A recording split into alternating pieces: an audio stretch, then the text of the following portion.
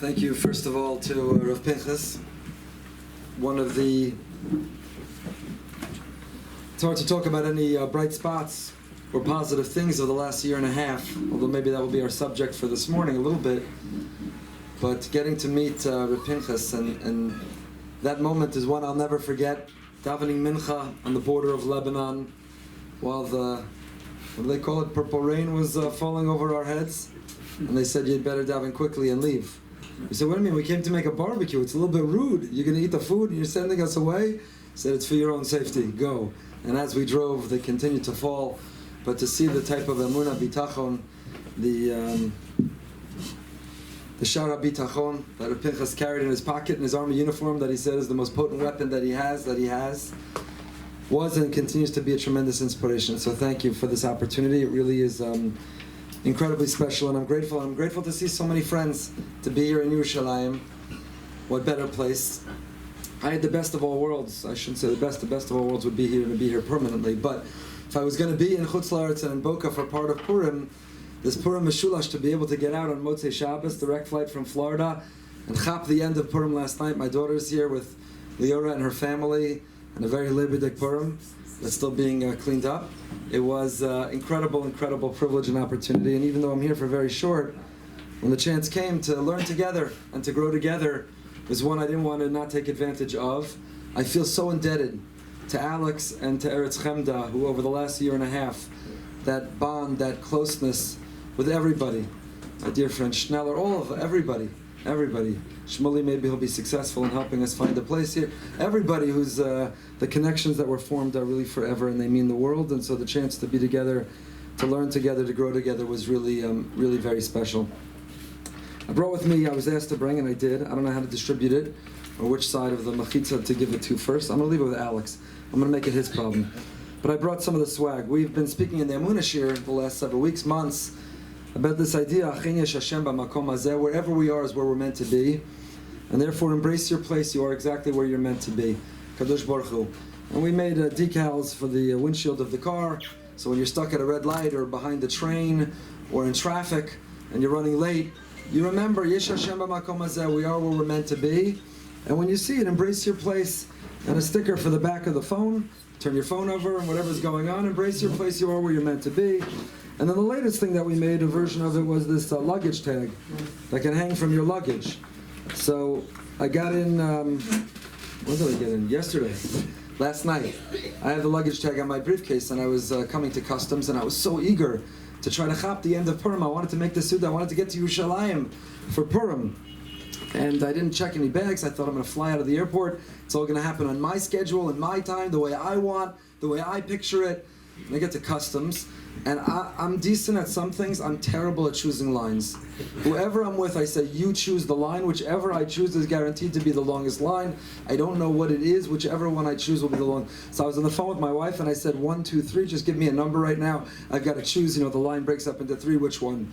So she gave me a number. I chose that line, and a couple of minutes after I'm waiting on this long line, the person behind the counter, I don't know where they went. They take a lunch break, have a coffee, return a phone call. They literally walk out of the customs booth, and we're on that line, and nothing's happening.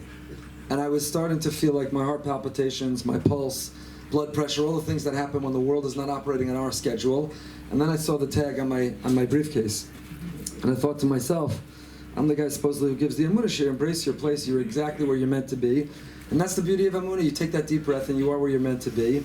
And a moment later, I was on the phone still with my wife, and somebody else working in the customs on the side came over and said, you're on the phone? I thought, I'm going to be in trouble now. In America, you're not allowed to be on the phone when you're in the customs area. I didn't know that was a rule here also. He says, if you want to be on the phone already so badly, so just go. And he gives me one of the things to pass, so just leave. I said, oh, you see? Hashem. So the second I embraced my place, Yesh Hashem b'makom hazeh, he always has a plan. And it always works out, and it's very beautiful. So I'm leaving these with Alex. Alex, you're in charge. You could get in trouble figuring out who to give it to. We're happy to send more, or Be'ezras Hashem, we'll be back. We'll be back soon, and we'll bring more when we come. I wasn't sure what to speak about. First of all, Baruch Hashem in Yerushalayim and Eretz Yisrael, you have so many people who could speak. I don't know that you need me at all. But I'm also so humbled and feel grossly inadequate. I think the people, all of you, who live here, who've lived here the last year and a half, who've lived here a lot longer, who are living here our destiny and our future, to come in and to share a perspective and an insight and an attitude and an approach. I really feel grossly, grossly inadequate to speak about Emunah, to share about bitachon, and to address this important but difficult and complicated topic. So I want to come at it. We find ourselves now between Purim and Pesach. It's anticlimactic, as the Rav said. Last night, deep into the night, maybe early this morning, still celebrating Purim, and then Shacharis this morning saying Tachanun. There's no Shushan Purim after Purim Meshulash in Yerushalayim. So it's a strange transition, but we find ourselves now less than Shloshim Yom Kodem Achad. It's good you're all sitting down. I don't want it to pass out, but it's Erev Pesach. For those who are staying home, kashering their home and cooking, for rabbis who have to cook up drushes, Shabbos HaGodol is even a week earlier than normal this year. So we're holding by, it's Erev Pesach. Today's already Erev Pesach. It may feel like Motzei Purim, but it's already Erev Pesach. So I want to speak to you about a topic that bridges Purim and Pesach, something that's on my mind, and I think very much probably on yours, on all of Klal Yisrael, because of the year and a half, because of the time that we've had. And it's the question of pain, of loss, of suffering, and often the bitterness that goes with it. For many people at their Pesach table, the maror is not the only or the most bitter thing. There are people who are sitting around who've suffered, who've struggled, who've encountered challenging times, who've had to navigate unimaginable circumstance. And whether it's our national collective anguish and loss, still at this moment, as our hostages are not yet all home, and soldiers who continue to risk their lives, and families who've lost loved ones. But we all come to that Pesach table with a sense of pain and a sense of anguish, and that often can express itself in a sense of bitterness. When we come to the four questions, there's a famous story of Rabbi Yitzchak of Berditchev, the Berditchever, when he got to the four questions, he put his head on the table and he began to weep and he began to sob and he began to cry. And I won't elaborate and dramatize the story because we don't have the time. But he cried out and he screamed to Hashem, 4 questions? I have 400 questions. I have 4,000 questions. I have endless questions. How could there be hostages still in tunnels underground? How could there be soldiers, young people who gave their lives? How could there have been an October 7th and the kind of tragedies and calamities and catastrophes that happened? How could it be the scorn of the nations? How could it be college campuses? How could it be a rise of anti-Semitism? Jews being targeted, Jews afraid to wear yarmulkes in public places. How could it be members of Congress, including or maybe most shocking among them, Jewish members elected of Congress who are failing to protect their own people? Hashem, if you're inviting us to ask questions, it's not 4. Rabbi Yitzchak couldn't go on, he couldn't begin his Seder. Because he said, if you're inviting to ask questions, we have endless questions. But he said, what could we do? Hashem, you're in charge, you're in control. When we submit and surrender to you, we recognize it's all part of your divine plan. We can live with the questions, and we can go on, we can proceed with the Seder. But this year for us, the questions are endless. The questions compound. The questions are complicated. The collective national questions, individually, personally, people who are struggling with so many things. Health, parnasa, loneliness, longing and waiting to have children, physical health, mental health, emotional health, spiritual health, children. As I said, people are only as happy as their least happy children. The list could go on and on. Like Rav Levi Yitzchak, we feel lost, and we feel that we have so many questions. So I want to share with you some thoughts in anticipation. We're in this bridge between Purim and Pesach on navigating the questions, the struggle, the pain, and helping to try to avoid it becoming bitterness. That the maror be the only bitter part of the Seder table. And the maror itself is a very perplexing thing.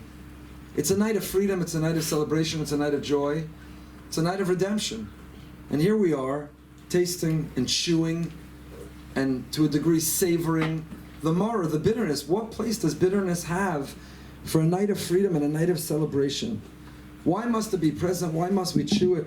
Why must we taste it? The Ohr HaChaim HaKadosh says, maybe because he was bothered by this question, he doesn't even address maror, despite the Haggadah telling us to remind us of how bitter our exile was. He says, no, because after all, ultimately we're going to mark this night with a great shawarma laffa sandwich. Sfardim, we eat a proper matzah, the soft matzah, it's like a laffa. And the Korban Pesach was a great shawarma, the great lamb. And a proper shawarma in a laffa has a little bit harif. You have to put a little bit something spicy in. And the Orach Chaim HaKadosh writes, in Egypt, that's how they ate lamb. And that's how we commemorate having left. That's the purpose of matzos marurim yochlu. The maror's role, it's an ingredient in a recipe. The maror doesn't represent something spiritual or emotional. The maror, the Orach Chaim HaKadosh says, is simply an ingredient in a recipe. But we know it's much more than that. In his Lakach V'Alibav Haggadah Rav from Shore, we were privileged to have in Boca last week. He started off last week's Emunah shiur with 10 or 15 minutes. It was an incredible privilege. In his Haggadah, he quotes a minhag. I think the Mishnah Berurah quotes it from the Shla Kadosh. There was such a minhag to kiss the maror at the Seder, to give it a kiss, to show it affection, to be grateful, to welcome the presence of that maror at the Seder. Not only to tolerate that there's something sharp or something bitter or something painful there, but to kiss it, to love it, to show it affection, to somehow embrace it, to be grateful for it, which is bizarre, a bizarre thing. What role, what reason, why is it there? Why is it there? The mitzvah of eating maror, Torah tells us in Shmos and later in Bamidbar for the first Pesach and Pesach Sheni, both the Korban Pesach has to be eaten together with maror. And I have a lot of maror makomos here. I'm happy to email or share them another time. Alex, I'll give them to you, and you can pass them on to anybody who wants to see inside. But the psukim in both places tell us about the mitzvah of maror. And then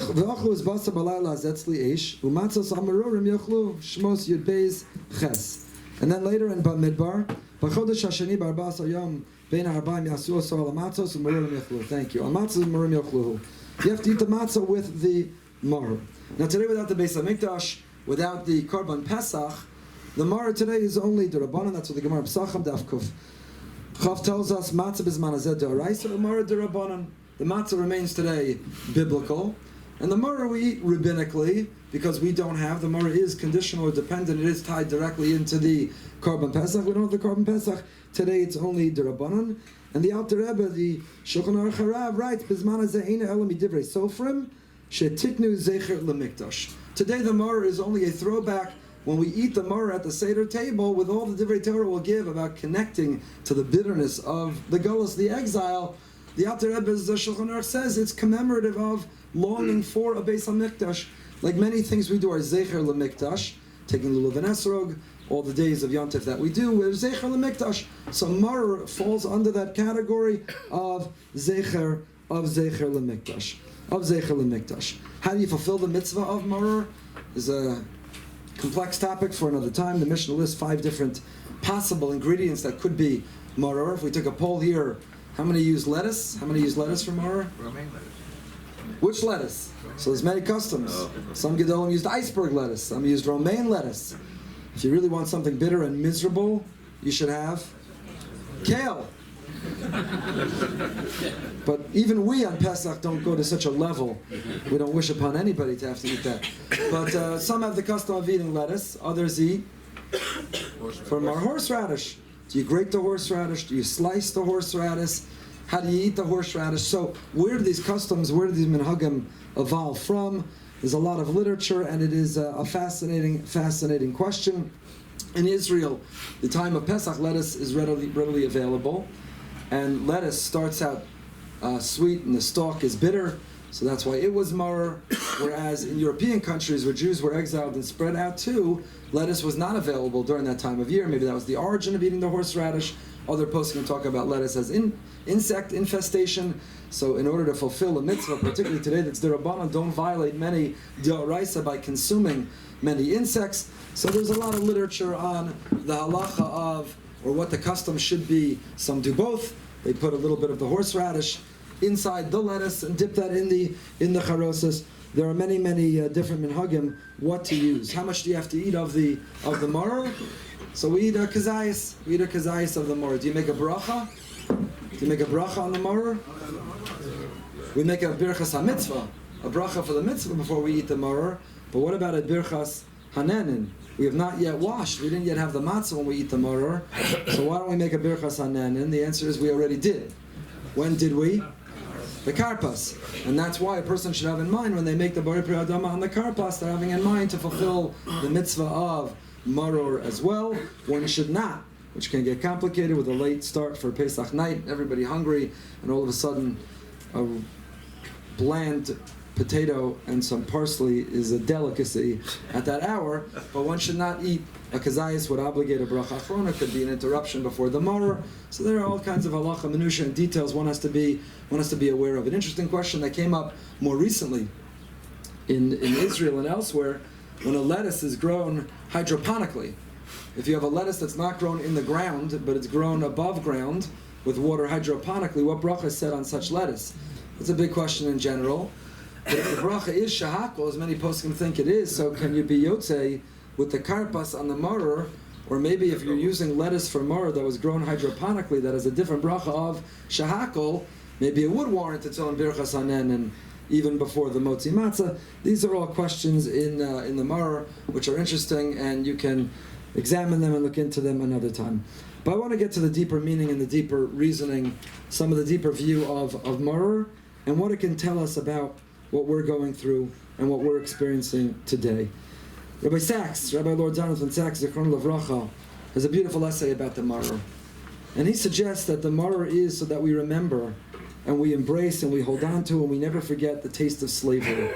Don't take freedom and liberty for granted. Don't, even as we enjoy it and celebrate it and lean into it, don't ever think we've always had it, and don't necessarily believe we always will have it. Don't ever take it for granted.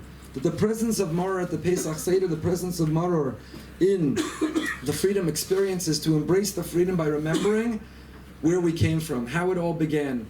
That it's not something that's a given and it should never ever be taken for granted, but something that should be deeply, deeply appreciated always. Sfas Emes also elaborates on a similar theme. The Sfas Emes, the Ger Rebbe, writes that we eat the maror in order to remember that not only were the matzah and the freedom from Hashem, but the suffering and the bitterness and the struggle and the pain, they're all part of a divine plan. They're all part of HaKadosh Baruch Hu's will. It's very difficult to understand this, but it's the only way, in fact, to live. It can't be. We recently had on our Behind the Bima podcast, Zevi Samet, who's a tremendous Ben Torah and tremendous ball player, and I learned my lesson now, because twice we've had YU superstars, and we interviewed them right before they played the first game of the NCAA tournament, and then they lost. So we clearly are a bad. So we're going to wait for after the season before we interview the next superstar. He's fantastic, and we had a whole conversation. He hit this, maybe you saw it, this turnaround fadeaway three-pointer, almost at the buzzer to actually win. They'd been down 16 points with 15 minutes to go. If you're a basketball fan, you're excited about this, but it was pretty exciting to see this Ben Torah, this Bacher with a yarmulke, come back and win in that way. And we had a whole discussion. As he talked about his Emunah, bitachon, his faith in Hashem throughout the game, even as halftime, even when they were down so much, he knew they were going to come back. He just didn't know exactly how. And he felt that Emunah bitachon are what helped him win the game. And it was a beautiful perspective and a beautiful attitude, and I have no judgment about his approach, and I'm grateful for that conversation. But I'd wonder if we had it again after the next game when they lost. Is Hashem only involved when we win a game, or is Hashem also involved when we lose? Do we credit Hashem when it turns out well, or is Hashem also behind when it fails? More, perhaps, difficult. Is Hashem only behind when miraculously beepers kill our enemies, or ballistic missiles don't kill us, or buses explode and no one's on them? And those are miracles from Hashem? But October 7th, Hashem had nothing to do with. He was nowhere to be found. He deserves no responsibility or credit. Do we live a life with a recognition that everything and all is from Hashem, whether we understand it or not, whether it makes sense to us or not, whether we welcome it and embrace it or not, but somehow it all fits and it all comes and it all collects. He's carefully curated and choreographed it all from above. Says the Sfas Emes, we eat the maror at the Seder because even when we celebrate freedom, and especially when we celebrate our liberty, and the good times, and the positivity, and the revealed, and the open miracles, and the redemption, we don't bifurcate, and we don't differentiate, and we don't say oh, Hashem is only the positive and the good, He has nothing to do with, and He's not behind the bad, that's a form of idolatry. Kadosh Baruch Hu, we know, is Yotzer Or V'Orei Choshech. We changed the word, not hara es hakol, because it wasn't palatable for us to say the actual pasuk that He's Borei Ra. But it all comes from Him. And if we're going to take the good, we have to take the bad. If we're going to take the happy, we have to take the sad. If we take the pleasure, we have to take the pain. And the presence of the Morah, says the Sfas Emes at the Seder, is to remind us that it's all from Hashem. It's all part of a master plan. It's all part of His design. What we want, what we welcome, and what we wish never happened and never came. Others say we eat the maror to remember that even after matzah, even after being set free, even after redemption and miracles, there are bitter moments in life, and they too are part of the continued journey and the continued story. And this is a very, very important lesson.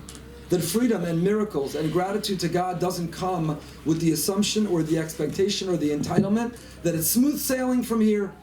Oh, a miracle happened, so now we're good to go, and nothing more bad will happen. Life is oscillating. There are ups and there are downs. It's a roller coaster and it's an adventure. And even after we have a breakthrough, even after we have freedom, even after there are miracles that we are so grateful for, we need to be prepared and we need to know we're going to encounter maror again. When the Seder is over, when we go back to life, there will be more maror waiting. So rather than pretend, rather than have some utopian dinner, rather than have some fantasy evening, we have maror at the table in order to know and acknowledge and remember and remind ourselves that there will be maror waiting. It reminds me of an insight of why we break a glass at a wedding. Baruch Hashem, I came in for a wedding I'll be going to tonight. And we end the chuppah with breaking the glass. And of course, the reason we're all most familiar with that we feel so poignantly and so powerfully right now is that there's no Beis HaMikdash. And as joyous as we are, as grateful as we are, as happy as we are, our joy is incomplete because there are, as we know and know too well, there is still Jewish suffering. But an alternative reason, another explanation that's given of why we break the glass at the chuppah is to tell this couple, who right now just came off an Ufruf and a Shabbos Kala, where they are the greatest things on earth, and everyone offered the greatest praise, and everyone talked about how well and how much they belong together, to the chuppah where the rabbi described their virtues and their values and the families they come from, and how beautiful this Bayis Nem on their building will be. And before they walk away from that chuppah, we break something to tell them things are going to break. Things won't be perfect. It'll only be a matter of time until your first disagreement. You'll have to navigate your first argument. Someone's going to drop something and break something. Literally or metaphorically, things break. And so we break a glass under the chuppah to remind ourselves life is not smooth sailing and life is not perfect, but things break. Indeed, the Shvus Yankov quotes a minhag that existed several hundred years ago, no longer. We are of a minhag of bringing 3 matzahs to the Seder table. Avram, Yitzchak, and Yaakov, Kohen, Levi, Yisrael, whatever it corresponds with. The children and grandchildren can save the Divrei Torah for the Seder night, whatever it corresponds with. But he quotes a custom that there was a fourth matzah. And the fourth matzah had a name. It was called the matzahs safek. And the fourth matzah was when one of the other 3 matzahs inevitably and invariably breaks, there's a fourth matzah ready. There's another ready, a backup matzah. As Jews, we live life knowing life is not perfect. It's not smooth sailing. We shouldn't expect, and we're not entitled, that everything will always go perfectly. We are prepared that there will be bumps, there will be hiccups, there will be problems, there will be challenges, there will be pain. We should not have any expectation. There are people who go through life, and the first sign, the first cracks, the first pain, the first ache, the first challenge, the first struggle or tension they run into, then everything falls apart because they had some unfair expectation. But that's not life, it never was, and that's not what we were promised. And so we have a fourth matzah at the table. Thank you, prepared. Thank you that something's going to break. And we break a glass under the chuppah to tell this couple, be ready, be prepared, know something is going to break. And says the Sfas Emes, we have maror at the table, one of the reasons to know that there will continue to be maror in life. Hopefully it'll be minor, little specks, barely discernible. For some it'll be great, large, bigger than a kazayas, unbearably painful. But there undoubtedly, inevitably, invariably, there continues to always be maror. Thank you. Rav Kook has a magnificent explanation about the presence of maror at the table. Rav Kook says, the reason that we eat maror on Pesach, the reason maror comes to the Seder table, is not a throwback to remember it was bitter and miserable and the suffering and the anguish and the torture and the torment and the persecution and the oppression. No, no, no. The reason that we have maror is actually to enhance and to define and to experience the chayros of freedom. How does tasting something bitter help me appreciate freedom? So Rav Kook has a magnificent insight. He says a slave whose whole life is defined and characterized by bitterness, who never ever tastes, literally or metaphorically, something sweet, has no idea that something is bitter. The slave, everything is bitter. Every experience, every taste, every moment, it is all consuming, it is all bitter. It's all bitter. The slave, the entire experience, the slave for whom time is not his own, who doesn't own any possessions, who can't eat, who doesn't acquire, who doesn't achieve, who has no independent identity. All of life is bitterness. The moment something comes across as bitter, then what it indicates, what it signals to you is that generally my default, I have freedom. My default is I taste sweetness. I have so much good. If you recoil and rescind because you taste something bitter, it means your taste buds are maladjusted to something bitter. And why are they maladjusted to something bitter? Because you've adjusted to sweetness. Generally, life is sweet and delicious and wonderful and good. And so when you taste something bitter, you say, ooh, wow, that's sharp. Wow, that's strong.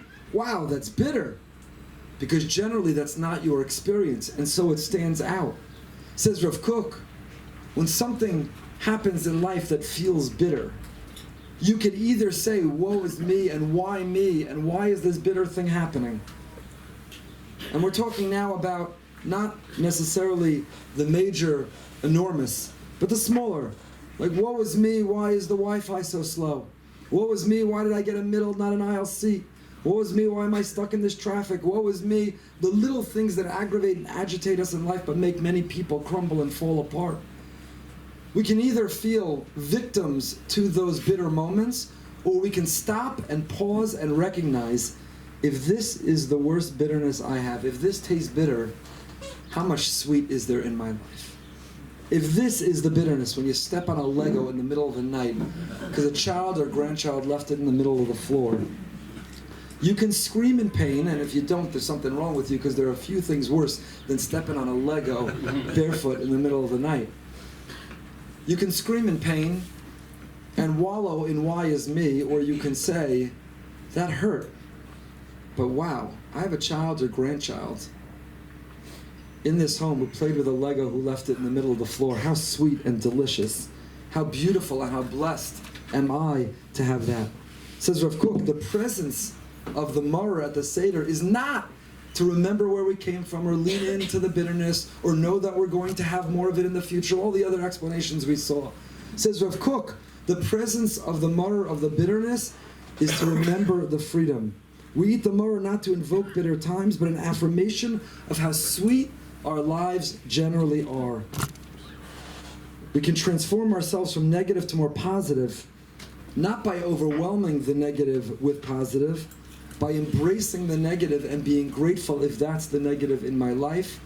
I am maladjusted to negative. If I still taste bitter, then my life is generally free and filled with sweetness, We can be transformed with micro moments of ordinary positivity. We call them the micro moments of Emunah and Bitachon, the hugs and the winks and the nods from Hashem. The little things that maybe we overlook, we never notice, we never appreciate. But if our antenna is extended, we can see it, we can feel, and we can be grateful. The fact that I pulled up in front of Alex's house and there was a parking spot right there waiting, that was Hashem. It was a little hug and a little wink and a little nod. And we should hug and wink and nod back to him and appreciate it. And those micro moments of positivity in life, a cold cup of water someone gives you just when you need it. Shahakol niyeh b'dvaro, it's a micro moment of positivity.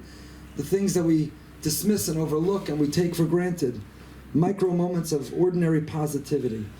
But most negative people suffer from the opposite. The composite or the compounding of micro moments of ordinary negativity. the little small marors of their life, they add up and begin to define their whole lives by maror.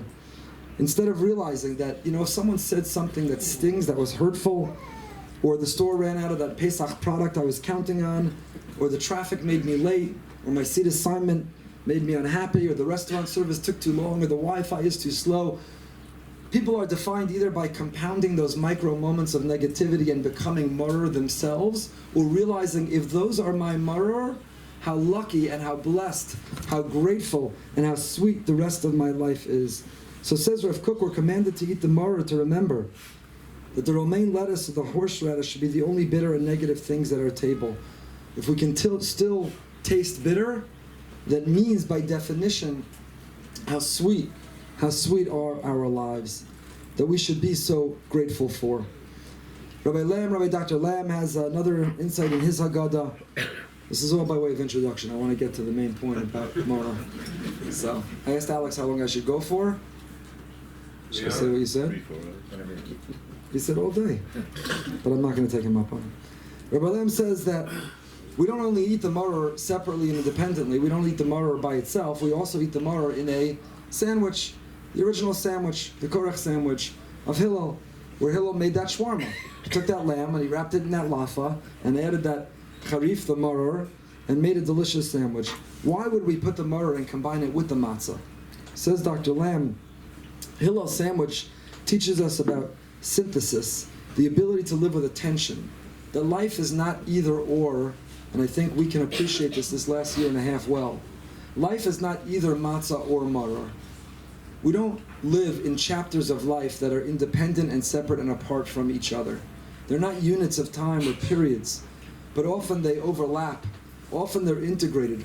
Often there's a tension and a coexistence between the two. It's not that we had maror, we were oppressed and persecuted, Hashem took us out, ooh, it's been smooth sailing since then. Not at all. Not nearly. Not this last year and a half. Not every single day that we still don't have our hostages home. We can have matzah and maror in a sandwich. What Hillel was indicating, what he was teaching us, is we can live with the tension between the two. They coexist, they're not separate and apart. And we've seen in this year and a half miracles. The revealed hand of Hashem. Rabbi Yaakov Emden writes in his siddur, in his time, a couple hundred years ago already, Rabbi Yaakov Emden writes in his siddur that the miracle of the Jewish people's survival and existence these 2,000 years, the miracle of his time, he writes, is greater than all the miracles of Yetzias Mitzrayim combined. Rav Yaakov Emden, in his siddur 200 years ago, and he didn't live through the beeper episode, and the ballistic missiles, and the buses that exploded without anyone getting hurt, and the many more miracles, many of which we may not even know about. And yet already then he wrote that the miracles of our time, the miracle of our existence, the miracle of our survival, are more revealed miracles. Those miracles are greater than the 10 plagues and the splitting of the sea combined, put together. We didn't walk out of Egypt to smooth sailing, to being a life of freedom, to building a Beis HaMikdash and then celebrating being on top. Our entire existence has been ups and downs. Our entire existence has been exile and little steps towards the redemption. And this year and a half, we've had moments of horrific loss and suffering and unimaginable pain, and we've had moments of revealed miracles and the undeniable hand of Hashem. How could they be happening together, sometimes on the very same day? That's Hillel's sandwich. The matzah and the maror, the tension between the two, eating them together. Understanding that we live with that tension and that we're comfortable and it's a space that we're able to live in. I'll take you back to Purim for one moment. Many say, we all know the gematria of Amalek is Safek, and that the mitzvah of Mechias Amalek are commandment to destroy and obliterate and eliminate Amalek wherever they need to be eliminated. And Amalek are rearing their ugly head across many venues and in many different capacities today, and they all need to be taken. And whether it's, of course, our enemies Hamas and Hezbollah and the Houthis who need to literally be obliterated and eliminated and wiped off the face of the earth, as the Torah instructs us, whether it's students on visas in America who are advocating evil, who need to have their visas rescinded and be sent out of America, whether it's members of Congress who don't understand and who are adjacent and who are standing with Amalek and they need to be defeated in their next election, whether it's heads of universities who don't protect Jewish students and are allowing Amalek to rule, who need to be fired and find a new job. We have a mitzvah of Mechias Amalek. So the gematria of Amalek is Safek, doubt, because Amalek asher korcha baderech, Rashi says, Lashon Mikra, happenstance, chance, random. Oh, the parking spot, it just happened. Look at that. Alex, what a coincidence. There was a parking spot open in front of your house just when I needed it. Wow, what a coincidence. That's the voice of Amalek, even inside us. And that's the classic lesson, the classic teaching about destroying Amalek is getting rid of Safek. Rabbi Weinfeld, the Rav here in Ramat Eshkol in Yerushalayim, he says that misses the point. And when you hear this, you'll never approach this question or that gematria the same way again. How could you say there should be no Safek, no doubt? It's human nature and human condition to have doubt. When will we get the hostages home? How will this war end? What's going to be? Even with all the living with Emunah, swag and paraphernalia in the world, it's impossible to not be filled with doubt. You wonder, and you have uncertainty, and our life is not predictable. There is doubt. And it's interesting that of all holidays that are filled with Safek, even the reading of Parsha Zachor, Zecher or Zecher? In your shul you read it twice? The Minhag Yisrael? Yeah, exactly. You read it several times, in several different ways. When I was in Cambria, I think 7 or 8 different people came up to read Zecher. So the very Parsha of Amalek, we have a Safek. What's the proper way to read it? We have cities. That's a Safek. Yaros Misupakos. Were they walled, unwalled? When should they observe Purim? We have 5 psukim in the Megillah that we repeat because we're unsure exactly how to read it with this letter, without this letter. So we reread 5 psukim in the Megillah. If there's any holiday in our calendar which incorporates and includes in it so much Safek, so much doubt in terms of the actual observance, how to read these 5 psukim, when certain places should observe Purim, how to read the only biblical obligated part of Torah reading, Zecher, Amalek. It's all Safek. So what is it? So says Rabbi Weinfeld, a person is not supposed to get rid of Safek. That's impossible. That's asking us not to be the humans that we are. What's the mitzvah of fighting Amalek? Is learning to live with the Safek. The capacity to embrace the tension, to live with Safek, to not need all the answers, to not need certainty, to not need to be able to anticipate and predict everything that's going to happen, to be able to accept and say, yeah, there's Safek. I don't know how this will turn out. I don't know what's going to be. I don't know when this, my individual or our collective particular thing will end. There's doubt. There's uncertainty, and I can live with it. I can live with it. I can be comfortable within it. The capacity to live with doubt. In fact, the Torah, the Gemara Chazal tell us, Haman min Torah minayin. Where do you see a remez, a hint, an allusion to Haman in the Torah? Hamin ha'etz. The eitz hadas. Tov v'ra. Why? Because the chait of Adam Arishon was needing to know Yodea das Elokim. He couldn't live with uncertainty. He wanted a crystal ball. He wanted to be able to predict and anticipate and secure knowledge and to know with certainty everything. That was the very original chait of Adam Arishon.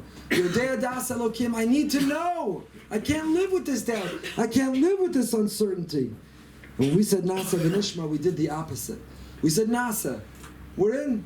We can live. And Nishma, well, come to find out, we can live, we can embrace uncertainty in our lives. And so the Korach sandwich, the sandwich of Hillel, was matzah and maror at the same time. To be able to live with the tension of the two, to not have an expectation that it's either or, it's one or the other, but to know that we can have both. We can have both at the same time. There's a lot more I wanted to share, but I want to get to the crux, which will be, I guess, the essence of what I wanted to really share. We're living in a time, in a day and age, where people don't have the capacity to endure pain. The statistics, the data all bear out. The opioid addiction crisis that's taking place across the world, the addiction to substances, which anybody who works in the recovery area will tell you, at the root of every addiction, it doesn't matter the substance or the behavior, is not the substance or the behavior. It's a hole in one's heart. It's a pain in one's soul that someone is trying to desperately escape, to numb themselves to. And they're looking for an agent. They're looking for something to be able to numb themselves. When a person is in unbearable pain, in a depressive state, they sleep. Because they will describe to you, it is painful and unbearable just to be awake, just to be conscious, just to be alive and confront my reality, the ache, the pain. I need to be asleep. People who struggle with depression and depressive state, sleep. And those who need to be awake or are awake to operate through life often turn to addiction, because whatever they're addicted to, whatever behavior or whatever substance is numbing, it's trying to escape, because pain is unbearable.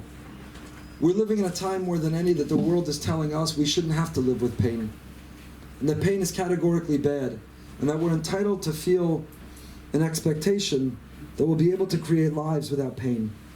But that's not true, and it's not accurate.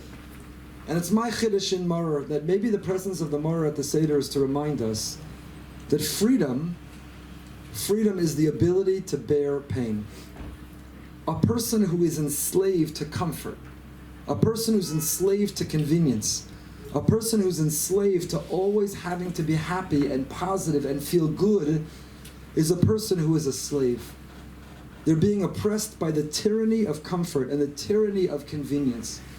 But a person who can lean in and say, yeah, this is uncomfortable, and yes, this is painful, yes, this is inconvenient, yes, I don't want this or like this, but I can live with this, only that person is really and truly free.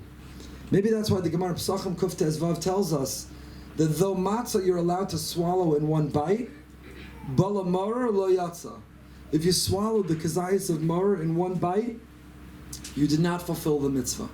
The mitzvah is dafka, the mitzvah specifically is to chew the maror. Hashem says, here's some maror, chew on it. Chew on it. Don't swallow the maror in one bite and then quickly wash it down with a sweet drink, because that's how you're going to avoid the discomfort and the inconvenience, because you're going to numb yourself and you're going to escape and you can't live with it. No. Here's some maror, chew on it. Chew on it. Taste it. Feel it. Lean into it. Embrace it. Recognize it too as part of life, and understand that only when you're able to live with discomfort and inconvenience, only when you can live with pain and you don't need, and you're not running, and you don't feel pushed to escape and to numb, only then are you free. Only then are you free. The Ishbitzer Rebbe has a beautiful insight. Ishbitzer writes in Esod Yesharim, that the beginning of the Yeshua, the salvation, was when the Jewish people began to feel and could live with the bitterness. He writes in Beis Yankov, Romiz Mar Sheher Lam Hashem Yisbarach Achar Gelus Lam Eya Gish Marirus Galusam Valzeh Kasav Arizal Shet Tzarach L'Matzk B'Shnaim She'Gish Marirusa V'Zeh Hamta Kaso. You have to chew it. When you chew that which is bitter and you bring out its sweetness, when you chew and you lean into the pain and you find meaning and purpose even in it, you find that which is sweet about it. Rav Kluger, Rav Avnei Kluger in Beit Shemesh, a great tzaddik in his Sefer Haggadah, B'nai Bechurei Yisrael, he writes that maror is ikar mochen de gadlus. We live in this world with mochen de gadlus. We can have a very small and diminished and very narrow and very unsophisticated, immature, undeveloped perspective of life. And then sometimes we break through and we have what are called mochen de gadlus. And the mochen de gadlus is that capacity to look at the world and look at ourselves and look at our lives with a broadness and a perspective, with a sophistication and with a maturity, with a greatness. Mochen de gadlus. And very counterintuitively he writes how maror is the agent, the source of this mochen de gadlus, of this capacity to have a perspective of greatness. Viktor Frankl, in his search for meaning, writes, he who has a why to live can bear with almost any how. If you have a why, you can bear almost anyhow. When life throws at you something painful and uncomfortable and bitter, if you have a why and you can make meaning of it, then you can live for almost anyhow. How? How can we overcome on October 7th? How do we bounce back from this year and a half? How do we endure? And how do we continue while hostages are not yet home? How can we navigate whatever bitterness or struggle or challenge is in our own personal lives? The answer is not to escape it or run away from it. It will follow. It doesn't disappear. It won't go away. And it's not the answer to run or to numb or to sleep or to escape. That is to be a slave to live a pain-free life. That is to be enslaved to comfort and convenience, to the tyranny and to the oppression. To truly set ourselves free is the capacity to experience and chew on the pain and find the meaning and the purpose and the order. Because we are a people who know our why. We know why we are here and what we live for. We know the difference we're meant to make in this world. We're here to be marbek vod shamayim, to repair the world in Hashem's image. We're here to redeem a world from so much darkness and to be a source of its light. We're here to be role models on a mission. We know why. We know our why, so we can endure almost anyhow. When we know what we're living for, we can chew on that myrrh. We can chew on that myrrh. There's a phenomenon today of toxic positivity. And with all the motivational speakers, and they're wonderful and I enjoy them, inspired by them too, there's some messaging that always be happy and always be smiling, always be positive, and everything's always amazing. But that's not authentic and it's not real. And the people acting that way are often actors, and they're trying to imitate something and live a standard that not only is not realistic, but it's unhealthy. It's unhealthy and it's dangerous. We actually have a tradition of feeling pain. We don't pretend we don't. We don't escape it or run away from it. We don't suffer from toxic positivity, that everything's always amazing and perfect and fantastic and phenomenal. The Gemara Brachos Daf Samach Keshem Shemavorchen Ala Tov Mavorchen Ala Ra. We make a Birchas HaTov HaMeitiv, but we make a Bracha of Dayana Emes, a Keshem. We don't make HaTov HaMeitiv on everything. One doesn't hear that a loved one passed away and say, "Oh, HaTov HaMeitiv, Hashem is amazing. I'm just so glad I had them for the years that they were here." That's not realistic, and it's not healthy, and it's not who we are. We have a Keshem. We have a tradition, a rich and a long tradition of how to live and embrace pain. How to embrace pain. We have a pasuk Lo Siskodedu. We're not allowed to harm ourselves in grieving or mourning a loss of a loved one, because Banam Atem Hashem Elokeichem, because we are children of Hashem. And the first writes, we tear a garment, not our body. We tear what's temporary, not what's permanent. Banam Atem, we believe in immortality, so we know we will be reunited with whom we lost. It's only temporary, and so we don't react excessively and in the extreme. But we do feel pain. We embrace the pain. Shulchan Aruch writes in Yerodea that in fact, a mourner, somebody who's sitting Shiva, someone who suffered loss, who doesn't mourn and grieve, is cruel. It's borrowing from the language of the Rambam. He says it's cruel to not be sad. Because one is not sad after loss. What they are implying is that the loved one, the one who's no longer here, meant nothing. They made no difference. They're here, they're gone, I'm good. But when a person feels grief, doesn't mean they have to wallow in pain. It doesn't mean it has to be excessive or extreme. It doesn't mean you have to be paralyzed or debilitated. But when a person at least recognizes and feels grief, what they're saying is, this was someone who mattered. This was someone who meant something. And this loss, it hurts. And I chew on that pain. I chew on that pain because it gives meaning to the person who was here. It gives meaning to the life that they led. So I chew on that pain. Because it meant something. It meant something. Adam Grant, who's a great sociologist, economist, he's a great author. He had a tweet once. He wrote, "Many people see grief as pain. They avoid it, suppress it, or race to process it so they can expel it from their lives. Here's a beautiful alternative. Grief is unexpressed love. Holding on to it is a way of staying close to the people we've lost." Let me read that again. Here's a beautiful alternative. Don't avoid it, suppress it, or race to process it, or expel it. Grief is unexpressed love. Holding on to it is a way of staying close to the people that we've lost. To the people that we've lost.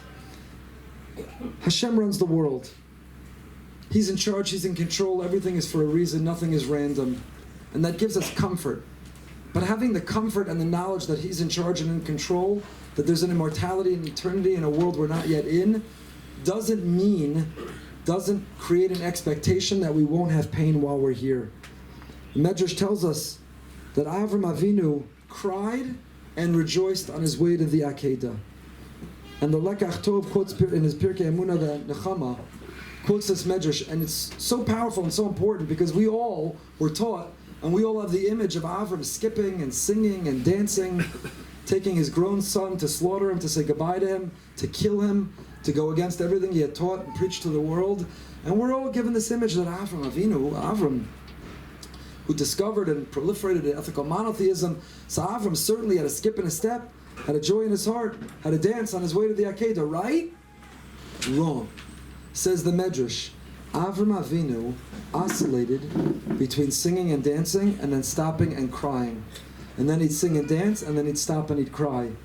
Because he was human, he was real. He was Av Hamon Goyim. He is the father of our people. And he modeled for us what it means to be human and to be real, is to fulfill the will of Hashem, to march and walk to the Akedah that's asked of us, but to also not do it and pretend like it's all happy and joyful and wonderful, to try to suppress or escape or numb. That's unrealistic and it's unhealthy and it will backfire and it will destroy us and it will express itself in very unhealthy ways. But like Avram Avinu, to cry and rejoice, to live with the matzah and the maror at the same time, to not try to pretend there is no suffix, but to learn to embrace and live with the suffix. There was a non-Jewish sage who said, pain is inevitable, but suffering is optional. Pain in life is inevitable. Pain in life is inevitable. To be alive is to know and to expect. Things are going to break down. They're going to start to hurt. They're going to need to be replaced. They don't come with a lifetime warranty. And if they do, that lifetime is not long enough. Your knees, your hips, your ankles, the things that need to be replaced. People encounter those in life, they react in one of two ways. Some understand that that was part of life, how lucky I am to be alive, that my parts now have outlived their warranty and they need to be replaced. And others say, there's no God and woe is me, and how can it be that I need to have knee replacement surgery? To be alive is to know and to expect. There'll be pain. There'll be pain from the loss of your knees, and God forbid pain from the loss of people in your life. And whether it's illness or injury, or whether it's growing old, or whether it's challenges that are unexpected that life throws our way, pain is inevitable. But suffering is a choice. Pain times resistance is suffering. Pain and presence is freedom. Tara Brach is a psychologist who's blended psychological principles with meditation practices. She has a book about this. And in her book, that's her formula. That pain and resistance is suffering. When you try to resist and you try to pretend, and there's a tension, you're fighting and you're trying to eliminate and purge that pain, that's suffering. But pain and presence, when you lean in, or in the Rambam, the Shulchan Aruch's words, Bala Matzah, when you chew on the pain, then that's freedom. That capacity to live with it, to make sense of it, to give meaning to it, to be able to embrace it, to persevere and endure despite it. That is true freedom. That is true freedom. And that's what I think Pesach is all about. That's what I think this time we're finding ourselves, this message is maybe more poignant than other times. Chewing the maror sweetens, not because it reduces the bitterness, but it gives it a presence. And pain times presence is freedom, and freedom is what we're trying to get. So when we live our life and we recognize that Hashem is in charge, He's in control, we're not random and chance, I don't have to worry, I don't have to be afraid. I am uncertain, and I do have doubt, and we don't know what will be, but whatever will be for a reason. Whatever pain we'll encounter, whatever pain will be our purpose, whatever pain will be part of our plan and our lives, it's inevitable, it's invariable, it's inescapable.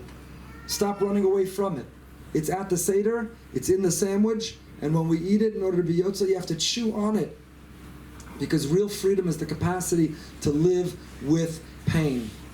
And if there's any country, any people, it's all of you who I'm in awe of and so deeply and boundlessly appreciative too. But really it's all of the Jewish people around the world who for a year and a half have been living with unbearable pain. Every day. Right now, a ceasefire that seems to only benefit one side. In a ceasefire, each side is supposed to benefit, but only one side right now is benefiting.